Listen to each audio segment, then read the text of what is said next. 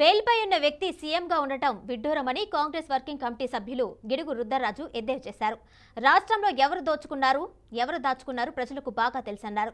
ప్రజలకు దూరంగా ఉండే వ్యక్తి జగన్ అని, జనానికి దగ్గరగా ఉండే పార్టీ కాంగ్రెస్ అని చెప్పారు. కాంగ్రెస్పై రోజా విమర్శలు అర్ధరహితంగా అభివర్ణించారు. వైసీపీ, టీడీపీ, జనసేన పార్టీల తీరును తప్పుపట్టారు.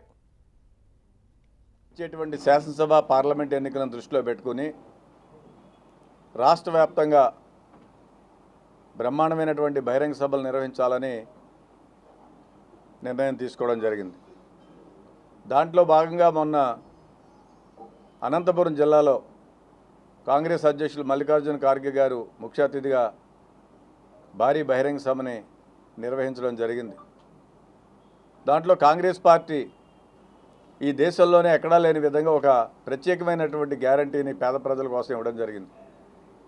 ప్రతి పేద కుటుంబానికి 5,000 రూపాయలు చొప్పున 12 60,000 రూపాయల సంవత్సరానికి వచ్చే విధంగా కాంగ్రెస్ పార్టీ ఒక విప్లవాత్మకమైనటువంటి నిర్ణయం తీసుకోవడం జరిగింది. దానికి ఎక్స్టెన్షన్లో భాగంగా ఈ రాష్ట్రంలో పార్టీ అనేకమైనటువంటి సభలు నిర్వహించాలని భావిస్తోంది. దాంట్లో భాగంగా మార్చి 1వ తేదీ సాయంత్రం 4 గంటలకి ఎస్వి యూనివర్సిటీ స్టేడియంలో బ్రహ్మాండమైనటువంటి బహిరంగ సభని ఆంధ్రప్రదేశ్ కాంగ్రెస్ కమిటీ నిర్వహించబోతోంది.